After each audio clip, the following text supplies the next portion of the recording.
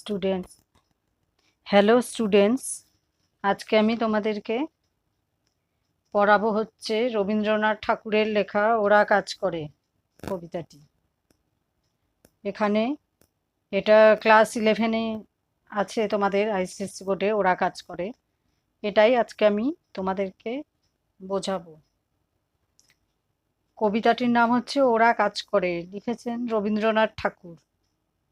ওরা বলতে এখানে শ্রমজীবী মানুষের কথা বলা হয়েছে, যারা মানে অনেক পরিশ্রম করে জীবিকা নির্বাহ করে। এখানে ওরা বলতে সেই সব সময়ের কথাই বলা হয়েছে।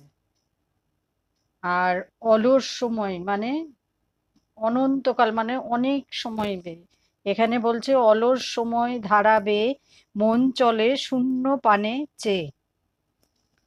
তার মানে বলা হয়েছে যে অলস সময় মানে অনন্তকাল গতিতে চলমান যে সময়, সেই চলমান সময়ের কথা বলা হয়েছে। সেই সময় কবি একদম মানে সদ্য রোগমুক্ত হয়ে তিনি শান্তিনিকেতনে বিশ্রাম নিচ্ছিলেন, সেই সময়টার কথা এখানে বলা হয়েছে। সে মহাশূন্যের পথে ছায়া আঁকা ছবি পড়ে চোখে। এখানে বলা হয়েছে মহাশূন্যে মানে আকাশের অনন্তহীন পথের কথা বলা হয়েছে। সীমাহীন আকাশের অন্তহীন পথ। ছায়া আঁকা মানে ছায়ার মতো অস্পষ্ট অবস্থা।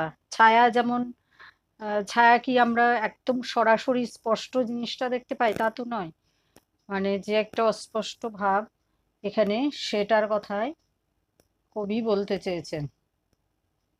আর কি বলেছে, বলেছেন হচ্ছে ছবি পড়ে চোখে মানে দৃষ্টিপথে ভেসে ওঠে। সেই ছায়ার মতো ছবিটা তার চোখের সামনে ভেসে উঠছে, এটাই তিনি বলেছেন। কতকাল দলে দলে গেছে কত লোকে। কতকাল দলে দলে গেছে কত লোকে মানে অনেক অগণিত মানুষের ঢল, যেখানে মানে ইতিহাসের পাতায় যেসব অগণিত মানুষের সেই কথা বলা হয়েছে, সেই সময়ের যে সময়টা চলে গেছে আর কি, সেই সময়ের কথা কবি এখানে বলছেন। সুদীর্ঘ অতীতে জয়োদ্ধত প্রবল গতিতে। তার মানে সুদীর্ঘ অতীত মানে অনেক অনেক বছর আগেকার কথা। জয়োদ্ধত প্রবল গতিতে মানে সেই স্বগর্বিত মানে উদ্ধত মানুষের যে মানুষের মানে দল আর কি, দম্ভ প্রকাশ করছে এখানে, সেটাই বলা হয়েছে। পাশবিক শক্তির প্রয়োগ করেছে, কিন্তু আজ তারা কোথায় বিলীন হয়ে গেছে তাদের কোনো চিহ্নই বর্তমানে নেই। মানে এমন অনেক মানুষ আছে, মানুষের দল, যারা অহংকারে দম্ভে মানে পাশবিক শক্তির প্রয়োগ করেছেন, কিন্তু আজ তারা কোথায় বিলীন হয়ে গেছে, তাদের কোনো চিহ্নই নেই আর কি বর্তমানে, এটাই কবি বোঝাতে চেয়েছেন। এসেছে সাম্রাজ্যলোভী পাঠানের দল। সাম্রাজ্যলোভী মানে সাম্রাজ্য স্থাপনে লোভ আছে যাদের, তাদেরকে সাম্রাজ্যলোভী বলে। আর পাঠানের দল হচ্ছে আফগানিস্তান আর তার পার্শ্ববর্তী অঞ্চলের মানে যেসব আহ মানে দল পার্শ্ববর্তী অঞ্চলে যারা বাস করে, তাদের মধ্যে সুলতান, মোহাম্মদ ঘুরি, ইলতুৎমিশ মানে সবাই আছে, তাদেরকেই আর কি পাঠানের দল বলা হচ্ছে। এসেছে মোগল। মোগল মানে মানে মঙ্গোলিয়া ও মাঞ্চুরিয়া অঞ্চলের, মঙ্গোলিয়া ও মাঞ্চুরিয়া অঞ্চলের অধিবাসী, এদেরকে মোগল বলে। এদের নেতা চেঙ্গিস খাঁ তৈমুরলঙের বংশধর। মানে তোমরা এগুলো হিস্ট্রিতেই পেয়েছো, সেই সব কথাই এখানে আর কি। মোগল বলতে সেই পানিপথের প্রথম যুদ্ধ, এইসবের কথাই আর কি এখানে বলেছে। বিজয় রথের চাকা, বিজয়ীর রথচক্র। উড়ায়েছে ধূলিজাল, উড়ায়েছে বিজয় পতাকা। উড়ায়েছে ধূলিজাল মানে অশ্বারোহী পাঠান মোগলের আক্রমণ ও লুণ্ঠনের জন্য ভারতের আকাশ বাতাস হয়েছিল ধুলায় ধূসরিত। মানে সেই সব মোগল আমলের যেসব পাঠান ছিল আর কি, তারা যেভাবে ভারতের উপর আক্রমণ করেছিল, তাতে ধুলায় ধূসরিত হয়েছিল আকাশ বাতাস, এটাই বোঝানো হয়েছে। বিজয় পতাকা হচ্ছে বিজয় জ্ঞাপক পতাকা। শূন্য পথে চাই, আজ তার কোনো চিহ্ন নাই। মানে মহাকালের প্রেক্ষাপটে আজ তাদের কোনো চিহ্নই আমরা দেখতে পাই না।